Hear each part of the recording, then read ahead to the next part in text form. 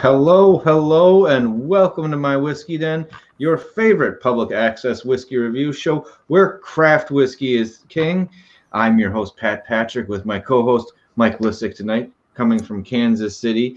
We are down a man because it's one of those age-old tales of an old guy taking his family to a theme park, and he didn't make it. Yep. Went to a theme park, and all I got was a migraine. Mm-hmm.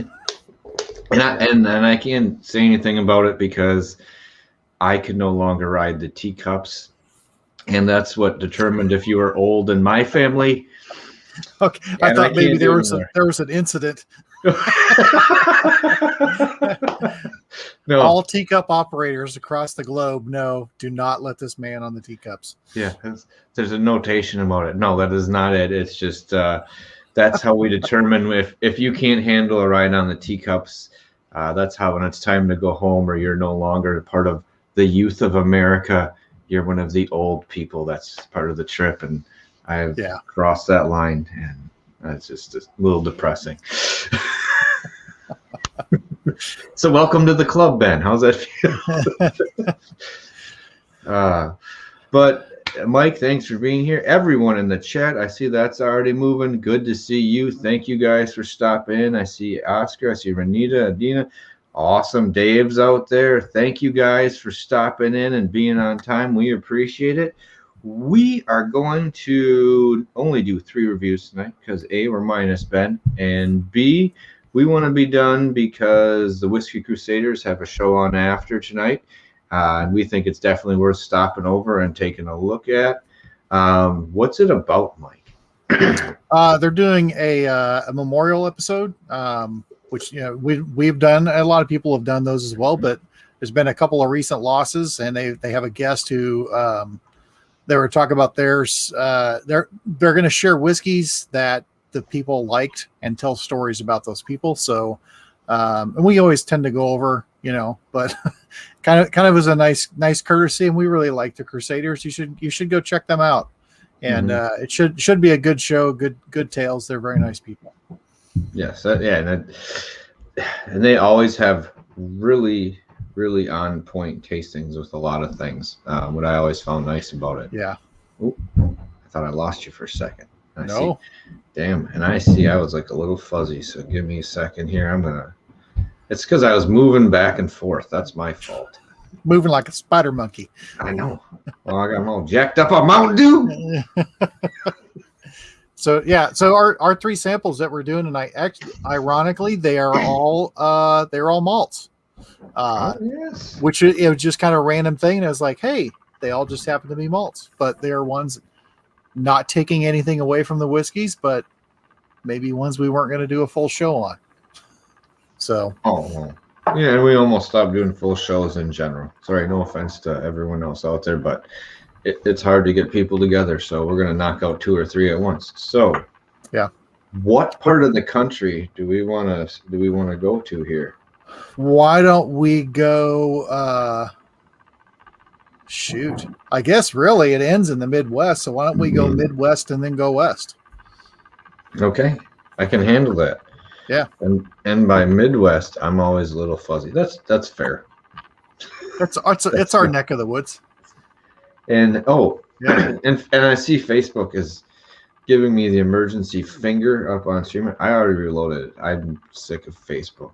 Yeah, like your video thing. It's like I have to pull them off and load them. I've already updated.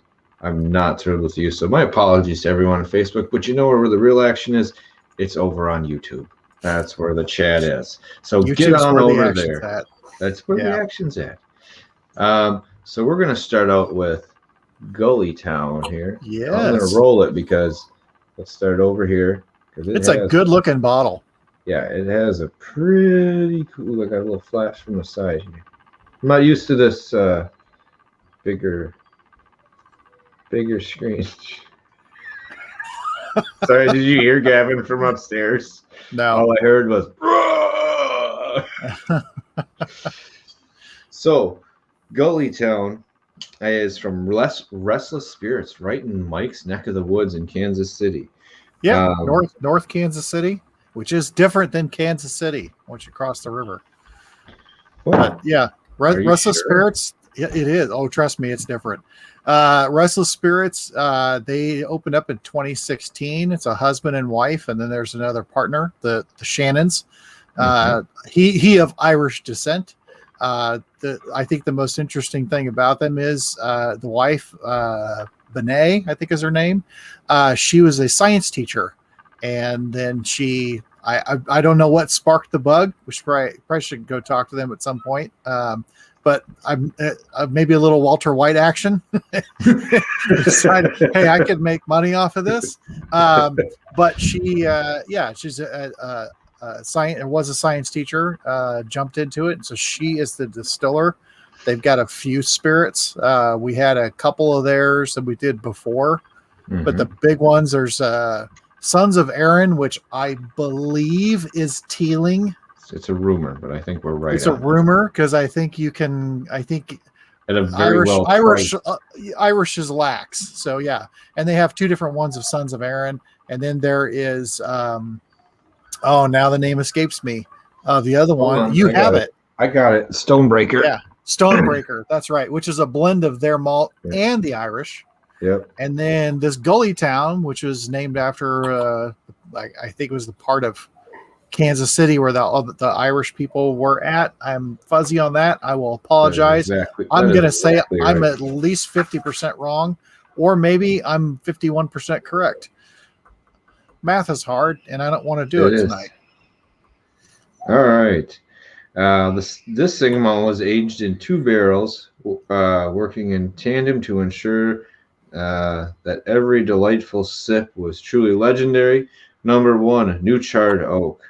And then number 2 is an oak bourbon cask. So after they got done with new charred oak, they went back to a bourbon cask to finish it in. So it is a double aged malt. I was going to say, let's just crack into this. I'm kind of excited to go back to this. It's been a little while. Yeah. I remember having it before Still America. I think that's when you brought me this bottle. Yes. Might have been about that time. And then they were already at Distill America that night. Yeah. So, and I honestly, I mean, it's been a while since I've had this. Of the 3 Restless Spirits that I've had, which has been all 3 of those, this is my favorite of the 3. And I'll be honest, I don't know why. There's no reason I haven't spent time up there or done more, and I need to do that. But we'll call last year a wash. So there was no visiting anyway. So maybe things will be better.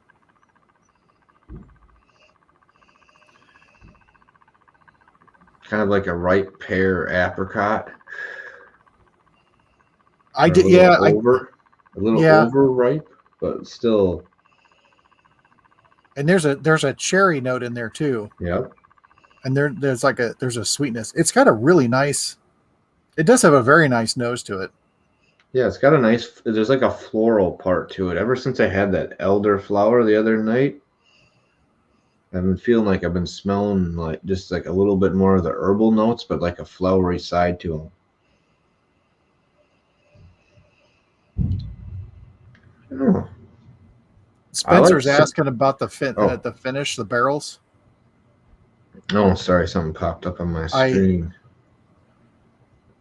Spencer, I think it's aged in both and blended, or moves from one to the other.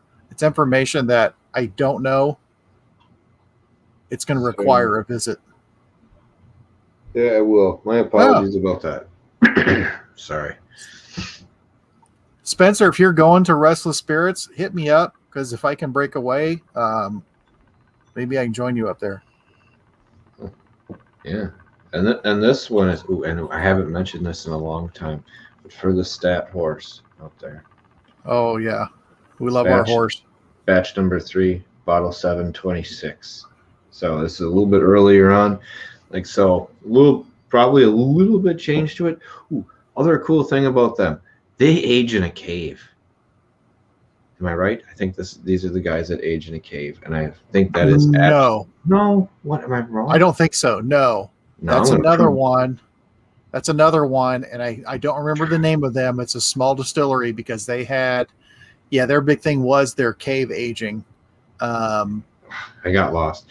That's because Kansas City is quietly a hotbed for distilling. Like, you don't think it, but you guys have 6-7 distilleries right around the Kansas City area, which beckons a trip. SD Strong Distilling. They're the ones in Parkville and the Cave. Okay. I was wrong about that. My apologies.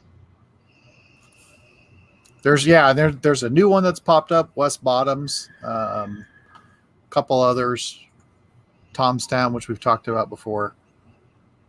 Okay. It's got a very a little bit nice malty nose. Yeah, I was gonna say it's for me it's almost like a fruitier nose, and the malt is, I don't want to say secondary, but I'm surprised how many different fruit notes I'm getting out of it. Okay, this isn't 100%, but what I'm getting on the nose, and again I haven't had this for a while. It's not the same as tasting, but it is reminiscent of oatmeal with brown sugar and fruit. I could see that just from the nose, because I was going to say you're getting it's like a grainy brown sugar. You're saying but much more vanilla to it than what you would get off of the oatmeal. But it's very pleasant. I like it.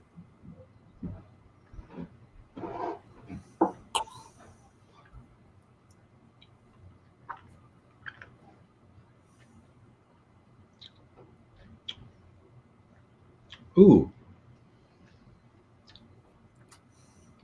Something that caught me halfway through is a nice little strip of pepper that popped up. Mm-hmm. And then kind of faded away back, and then the wood kind of started to come up. Little grass, but the grass, it's almost like it's waving. It's like grass, and then it's gone. Mm-hmm. It's got a nice vanilla. Mm. Maybe butterscotch. A little butterscotch. I'm going to go lemon perry for me on the fruit, and then a nice kind of earthiness really takes over. This is actually much more surprising tonight than when I think I had it originally to me. I think this is kind of, I don't know if over the time it married a bit more maybe, but it's pretty well rounded and has just a nice hint of spice. And Did you have this when you had this? Did you have this and Stonebreaker at the same time? I know that day we did, and then I also did later on that night. There were 60 others after that. Well, the reason I'm saying is I remember the last time that I had this and I had Stonebreaker together. The Stonebreaker to me brought this down, because Stonebreaker I found it to be really interesting. I got a friend who she absolutely loves Stonebreaker. She's in St. Louis and she comes in town. She buys Stonebreaker and she loves it. There's something about it, and I remember when we tried it, it was pretty darn good. Throwing a little bit of water in it, there was something about that opened it up. But I remember having Stonebreaker and this, and to me, Stonebreaker, having them back to back, brought this down. This by itself, I like it. This is very pleasant. If you were looking for a nice, I would say an everyday malt whiskey. Yeah. Because it's not priced high. It's not going to break the bank, and it's a good looking bottle. Looks good on a shelf, and it has a nice warming effect afterward, just on the inside of my lips for a while. It's clinging around. It doesn't feel hot. It just has this nice warm kind of feel to it. It's a dangerous 46%, because it can go down pretty quick, I think. Mm-hmm. I do enjoy this. It's at just the I love the pepper, because the other notes are a little more mellow, I don't want to say bland, but I want to say almost all backgrounding at that moment. And then the pepper just strikes. It's like poof, your mouth catches alive. And then on the finish, it just starts dragging around. You start realizing everything that was in there beforehand. I think going back in, it's a little milk chocolate. I get that on the aftertaste now. I get a little flavor of that. Have you ever had chocolate? Ever had chocolate bacon? Yes. And the aftertaste. Wait like 20 seconds or so and see if you don't get that milk chocolate with like a little bit of like a bacony note under it. And I know it's just because I always say this. I like all proofs whiskeys. I like when it's proofed right, when it's done right. Sometimes lower proof is the way to go. I would like to try this at a higher proof to see what it does to that finish to make it linger on. Because it's the proof is very deceptive because I think it's very easy to drink, but you're just left with this light flavor that goes across, and there's nothing that really carries it for a longer finish for me. And I wonder what that would do, but I enjoy it. Gullytown's a thumbs up. Yeah. It's like I'm probably thinking price wise, we're thinking 35, 40-ish because it's not. I know it's not crazy priced. Yeah, I could tell you. It's not what from a random source. Mike's been told. I will. Yeah, I'll look because I can tell you. I'm gonna say I do enjoy this more than I like the Stonebreaker. I think the Irish in that still obviously it's Irish, had a little metallic, had a little sharp edge note to it, and I think this didn't round it as much. It's around $50. Okay, that's not bad for $50. It's and Spencer just popped up. Yeah, so it's no, it's not bad for $50. Yeah, I'm okay with that. Nice, if it were higher, single malt whiskey, that's not bad. Yeah, I'm pretty surprised by that one. I'm happy with where that came from. Yeah, it was a little more left field for me. I remember not liking it as much as I do right now. So yeah, I have started the dump glass with all three. By the way, I'm leaving that over there. I'm not touching that yet. So I'm just going to build them as we go. All right, I'm going to have some water here, and as we go west. Do we want to go Colorado as next closest? I mean, I feel like if we're going to go west, you got to go west. Mm-hmm. Got to work your way over. I don't want to be those families that backtrack. You don't want to be one of those families. We're going to go here, and then we're going to come back this way, and then we're going to drive 8 hours this way, and then we're going to come back and like, what was wrong with a straight line? Did you guys look at that shit? Like Clark Griswold. Big Ben, Parliament. All right. So, you're already sniffing it. So this one, I'm sniffing. So we are dodging out to Stranahan's for this one. Mm-hmm. We're doing the single malt whiskey, the Diamond Peak, batch 31, bottle 333, and 47% alcohol on this one. This is another one of these Colorado distilleries that's kind of making that a wonderful place to stop at. If you're making a tour of 2 or 3, taking a little trip to Denver, you can go to a few different places if you rent a car. And I think it would be another wonderful whiskey trip if you haven't planned it already. So have you had any other Stranahans, Mike? Yes, the standard, and I was hit or miss with it. Early on, I liked it when it first came out. And then I had a rash of it that I did not like so much. It was very woody.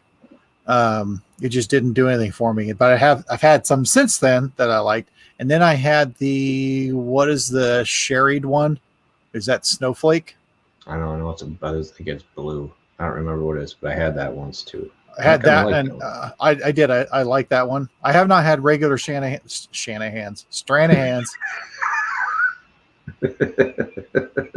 Stranahan was some asshole that used to be in Colorado, and he's no longer there. That is true. It is true. All right, Diamond Peak here. Yeah. Ooh, this is coming off the other one that was I think was much more brown sugary and a little bit richer. Yeah, I got brown sugar cinnamon bread is what it. That's interesting because I'm out in a summer field. No bad notes, none of the gross things I described when you usually say field or hay or anything like that. Just it's almost a little it's kind of bright and refreshing, even though it's a malt. Like this is. It's a lively nose, that's for sure. It's spice and proof jump out on the nose, which is really interesting. It's almost like a flat vanilla. It's almost like the notes on the nose are very married together. Like so, go ahead. It's even though this is a malt, there's a little bit of a bourbon nose to it. It doesn't come across as malty. I get a little bit more of like the barrel, the oakiness to it. Yeah. Which I know this is 4 years, so it's older than the normal Stranahans. A little black cherry, but I'm gonna say like that bitter chocolate and caramel, but it's like it's all I'm gonna have to go take a look because it really feels like it's there's some type of caramel malt in here the way I'm smelling it. All right, let's see here. Oh yeah, that palate's there's not as much spice on the palate. They get like cinnamon apples and vanilla, and then there's fruit. I'm gonna try to hold it on longer because that's interesting. No, I'm just gonna say you were very right with that. And on the finish, you almost get the pastry note. It's almost like apple pie filling, and then you get like the pastry note rolling at the end. Like you're one of those people that just took everything out of someone else's pie. You know, when you were cutting it, it's one of those people that, slide a little bit out. I've seen people do it. Cut right out of the middle. Yeah. All right, here let's see here. He was mentioning banana bread. I'll go. Let me see what I think here.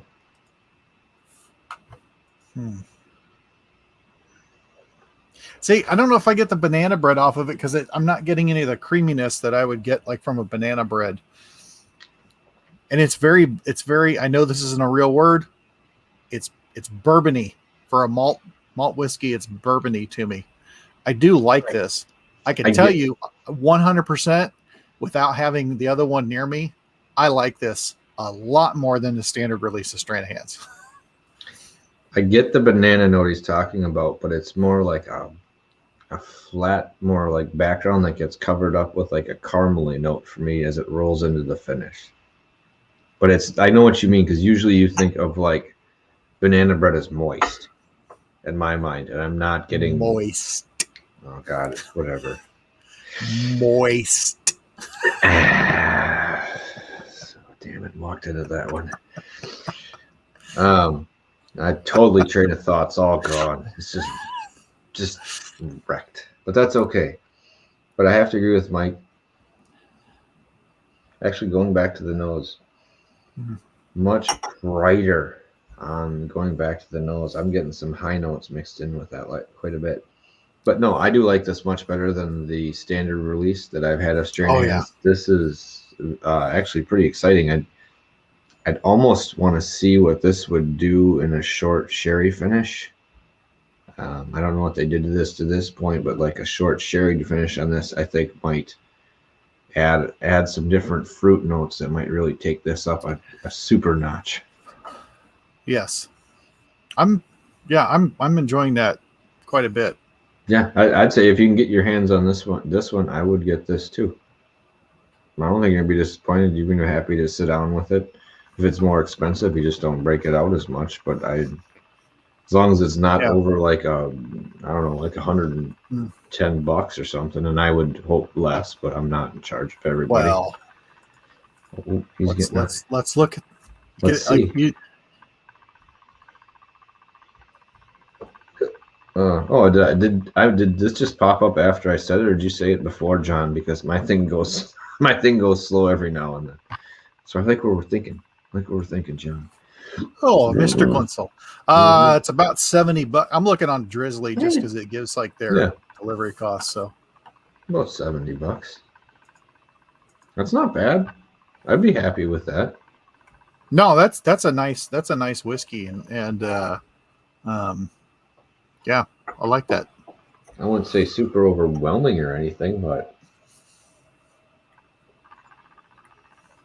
that's a nice drink. It's got even linger after having water. It's got a nice finish to it, nice lingering finish.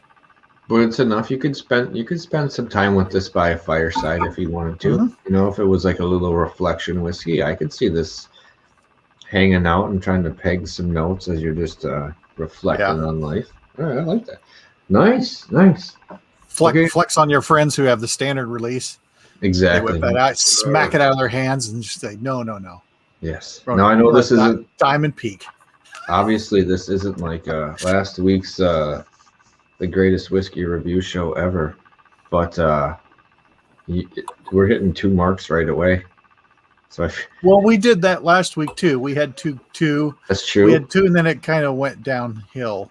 That's true. I will say, so I went over to a friend's house last night, and I always try to bring like sample bottles or things like that to one, because I don't need them.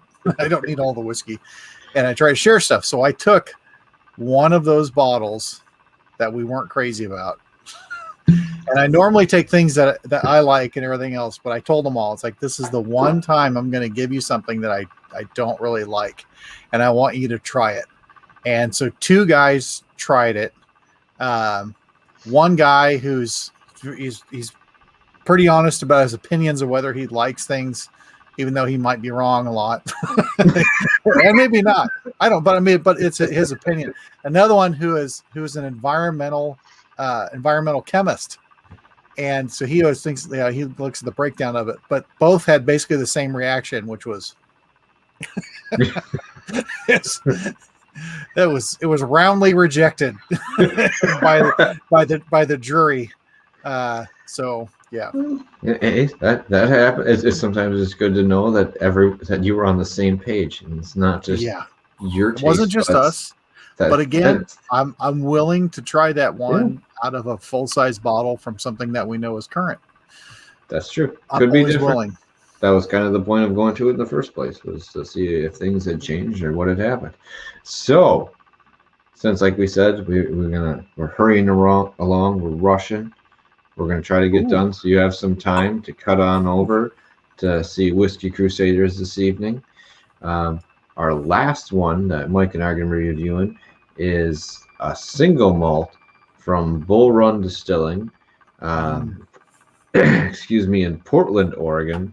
This is batch number 4, bottle number 38, 44.58% alcohol. Did get this one from Sealbox. If I didn't mention them, you can stop there. I'm gonna do a little mini plug, not for money, but because we like to get stuff from there, and you can find some unique craft whiskeys that you can't find in your neck of the woods. Chances are they'll probably be able to get them to you. So that's why we're plugging them, because that's where we get some of our stuff. So this one, like we said, is aged 5 years. We have had something from Bull Run in the past. We had it was an MGP that they got that was like 12 years old that they finished in a Pinot Noir. That was pretty good. That was a good whiskey. Yeah. That was one that if you weren't sure about a place and you had it, all of a sudden you started having a little more faith in Madoff, because that was the first one you had. Sorry, he's the head distiller there. It really, I'm just sorry, once you start seeing a whiskey that's put together that well, even if it's something that you sourced and you finished, you know the person's probably going to be coming out with good stuff of their own. Just because if you're going to be able to blend that and turn it out, you're usually going to be able to do that for yourself too. So, all right. Yeah. And this, because I think Bull Run does at least what I have seen, and I've seen their stuff on Sealbox. There's a lot of their stuff that it is sourced MGP, but then they do those finishes to it. Like there was a tequila finished, and then there was the Pinot, and I think there was another one. But they make this malt whiskey, is my understanding. Yeah. This is their what they wanted their thing to be. So let's drop this in. I know they've had I think a little bit older releases, but this is right up there when it came out. So. And this is a doughy nose, man. Hey John, good to see you. Oof. Kevin snuck in there. I'm spinning it out here. Ooh, doughy is right, man. Yes, it is. It's doughy. It's like cooked fruit. This is like dough that you're putting the stewed fruit in because you're going to make a pastry. That's just what I was going to say. It's almost at the point where you're still like punching over the dough. Yeah, and you're going to sneak a bite of the raw dough with the fruit in it before anybody looks. Because you're drunk and it's Thanksgiving, and you're going to dive right into that. And I was thinking pizza, but once I got to that pastry you mentioned fruit, I was thinking one of those ones where it's the pastry and then you lay all the fruit on the inside with some custard and you crisscross it over the top. That is where I went into though. Yeah, a little yeasty. That would be for sure. Spencer's got a little yeasty note to it. Definitely yeasty. But not like good. I mean, not like where you're just like that's a little ripe. I mean, this is this. I like this nose a lot. This is a desserty nose.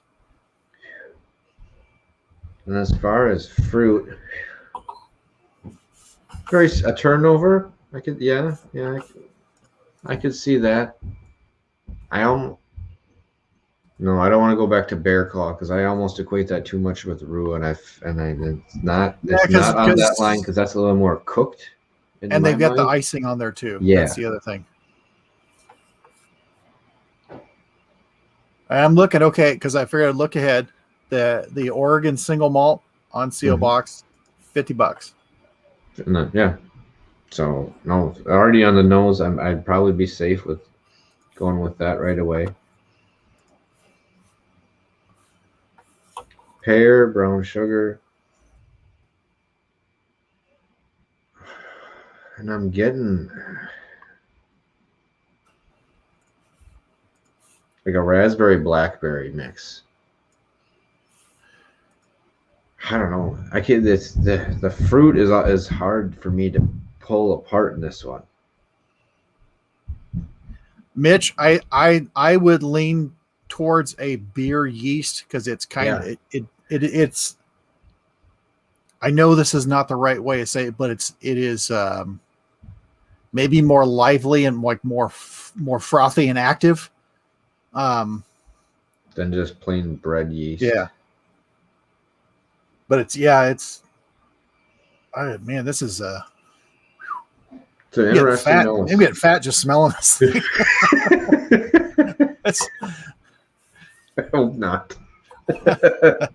Too late. 2 pounds. You're diabetes.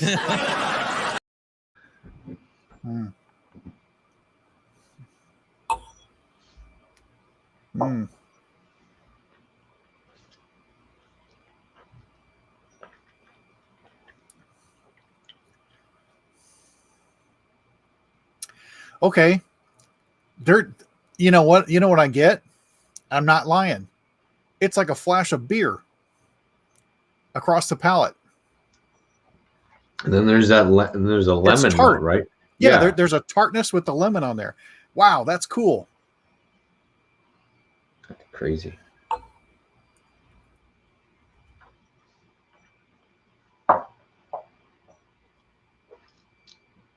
It's a little thin for me on the first third, at least after what we've had so far. And then it starts the flavors start to pick up. Wow. I don't know. This one hasn't. I can't pick the flavors out. Like I'm getting a bready note on the sides of my tongue. There's lemon. It's like a lemon pastry for me. Like almost a little lemon banana-y. A lemon So bear claw? Sorry. You see Mitch's comment? No, I didn't. Sorry. I have not had Real Spirits as beer, if that's what you're talking about. No, I have not. No, I have not had their beer.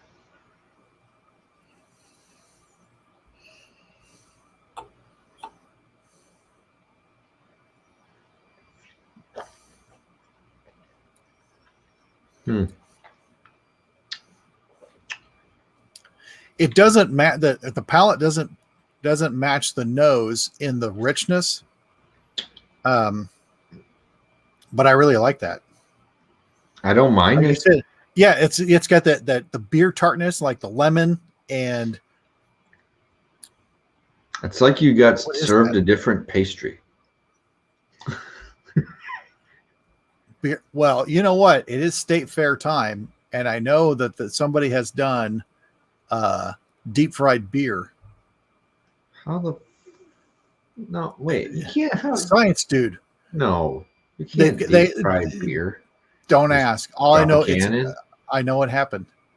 But that would be like that. Like if you could batter beer. Okay, I'll take the last one here. I like that Bull Run. The Bull Run's 2 for 2 on the show, but 3 for 3 for me because I've got the Bull Run tequila, and that's pretty good. It's just enough spice. What is there is very tied together well. It's hard for me to pull apart some of the flavors, but it's like a neat lemon pastry, but I was thinking that by the nose, I thought there should be some berries involved. That's all. But I'm surprised. I do like this one too. So I like this one a lot. I mean, all three of these would be really good ones to keep on the shelf, if you ask me. This Bull Run, I think you can get into more trouble with than the other two. Maybe. I think just because on the nose, when you go back to it, for me, it's like smelling pretzels or pita bread, or you get this fresh bakedness, and it's like you want to eat and drink, and it's like just like the smell is churning that motion for me, like churning. Yeah, I don't know. little Frank the Tank.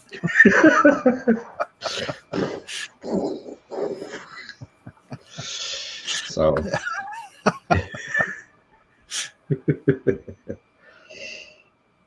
I don't know. All right, so which one of the three? We're going to switch back here. I think we liked all those. Pretty happy with each one. Sorry, Ben. If you want to review these, you can do them on your own when you get back. But they're pretty tasty between all of them. So now here we go. We're going to go here, go there, go back there. Okay, so before we get too far, these three, I'm not going to ask you which three is your favorite, but I would say which three would you reach for on a daily? Which of the three, and which of the three would you give to somebody else to try?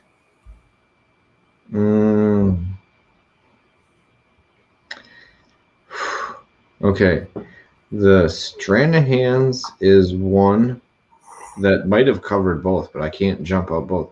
I think that one going to someone else might be the most openly appealing amongst all of them. Yep, I 100% agree with that. The widest is going to hit the widest variety of flavors and tongues that it likes it. But so that's why I'm going to give that one away, because if you're going to pull someone into the world, that's probably the one you're going to do it with. So my daily drinker. Whew, that's tough. Because I think the Gullytown was a little more and this isn't not saying I'm not slandering anything here. I think it was a little more background as far as like a daily drinker goes. I think the Bull Run might pull my attention more away. So I'm going to go with Gullytown on a daily drinker out of this one. So And what are you thinking of it? I definitely agree on Stranahan's. That's where I was going with that. For a daily drinker, I think the Gullytown would be a really good daily drinker because of how easy. I mean, like I know what you're saying by background, but I know not everyone really might really understand that. But to me, background whiskey is one I don't have to think. I can just enjoy it. It's not that it fades into the background. It's just I don't have to think about it, and I don't want to stop and then go, ooh, oh no, I can just drink this and go, I'm enjoying what I'm drinking. The Gullytown hits that for me too. Mm-hmm. And it's something that you would be happy to go back to. It's not like like you are enjoying it. That's why you're going to have it on a daily basis. I think the Bull Run would be hard to, like, once you've had it, like, granted we had 2 right before it, but if you started off the night having Bull Run, I think you would have to figure out, to me, that would take more effort what am I going to have next? Because you're either going to go contrast or you're going to try to go down that road to with that flavor that's on there, or it's an end of the night thing, because it's just the Bull Run seems to be more standalone than the other two to me. Mm-hmm. It's the bready yeasty note on that stands out, because usually sometimes when you hit that edge of that power, the whiskey does it takes over the taste too. Yeah, is usually what will happen, and it was very strong.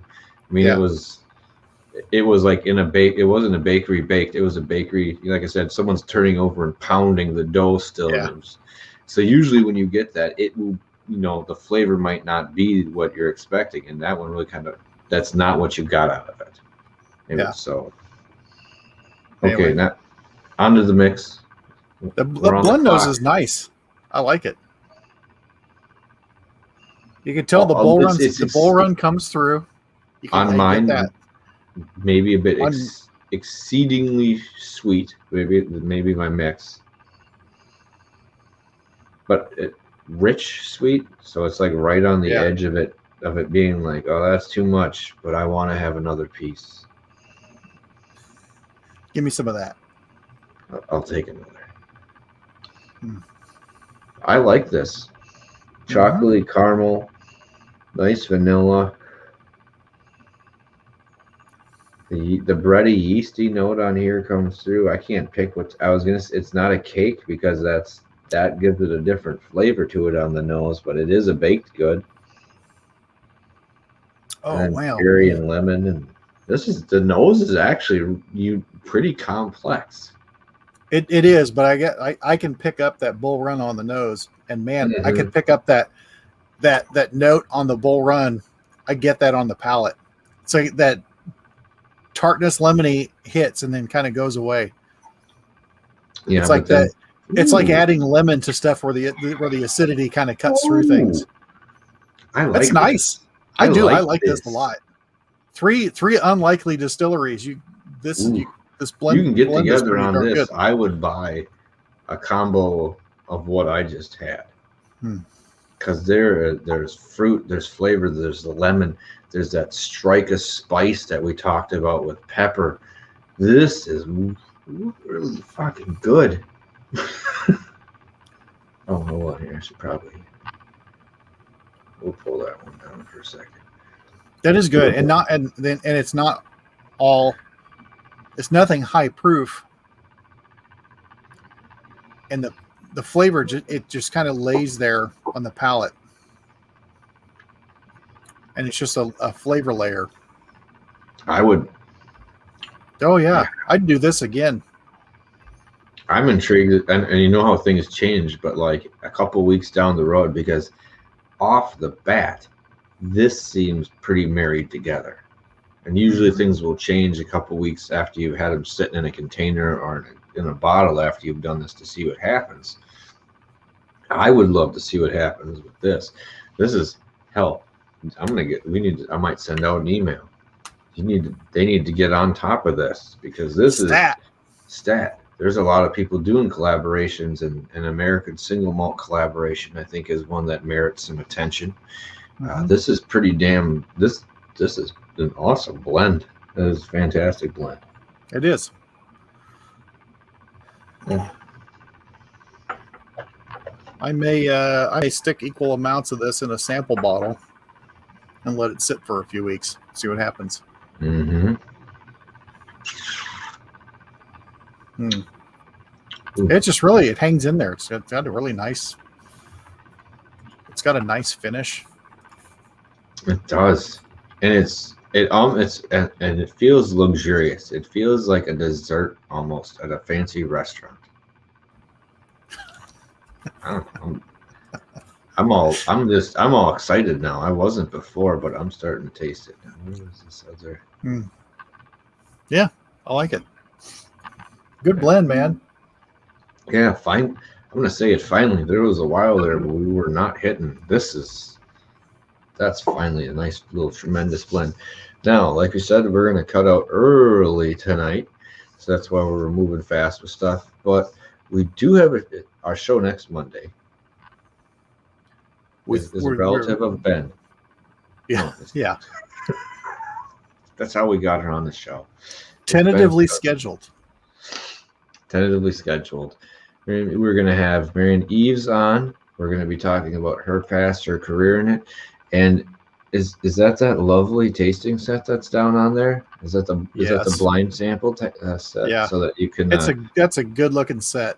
It is. I'm going to put that back up too, but I can't blow that up. But it is sharp looking. It is. Everything black glasses, black flasks. Yeah. Oh, John's excited. I like that type. Yeah, so. It should be pretty interesting. We're hopefully we'll have all confirmation of that one, but yeah, otherwise, we have a couple. We signed 2 or 3 other people to the end of the month, so we have all sorts of stuff going on. Limestone Branch. Yep, both old time spirits, and then Limestone Branch. Yep. That's it for August. That's good enough. There's gonna be stuff that gets filled in. We have more samples to kill. We have barrel experiments. We have at least 2 or 3 barrel experiments to go over. And we have a single cask nation night that consists of at least no less than 10 whiskeys, I think. Yes, and we will. And there's another one coming out. We'll have a good times night. That's true. Which our friends, the Hood Sommelier and Single Barrel Snob, on their Monday Sucks tonight, they're actually doing good times. But they're doing like 2 of them, and I think we're gonna do. I think we'll have 4 total. I think is what you guys should have gotten. I don't know. We'll see. It's pretty exciting. Whatever it is, their finishing that we had when we were there was outstanding. Mike, did you ever have the single mom? I did. Not only I had the single mom when I got to be in John Gunsel's presence. Thank you, sir. That was a good time. And I had that then, and then yes, I did crack into the one that I brought back with me. So, but I didn't finish that because I don't remember the particulars of that sample. I wanted to, when the actual single mom, when I'm able to go pick mine up, I want to try them and see what they were like, because I know there were some variants on barrels and which ones they went in and out of and whatnot. But yes, I enjoyed it. That was a delightful whiskey. I was thrilled by that whiskey. I think I still have some set aside because that goes up to maybe the malt of the year for me. You know, it starts with whiskey there. It was very surprising for the time it was. What came out of that. It was. I was damn excited about it. Every reason to be proud of that one. Yeah. Everybody involved in it, especially John, because John's the man. Oh, the final version had additional barrels added to it. So I feel so the one we had was kind of like the first limousine rye we had before it came out. Oh, I have to say this, and I'll make a point to try to make this brief. The cocktails that we had with Fred, I have remade those again. where I was allowed to enjoy them. I had anesthesia in my system Friday night, so it was not a good idea to incorporate the liquor. But he did anyways. I did anyways because I was feeling okay. Last night I did make that the Goat Manhattan, and had the Goat Manhattan with a nice Maduro cigar. Wow.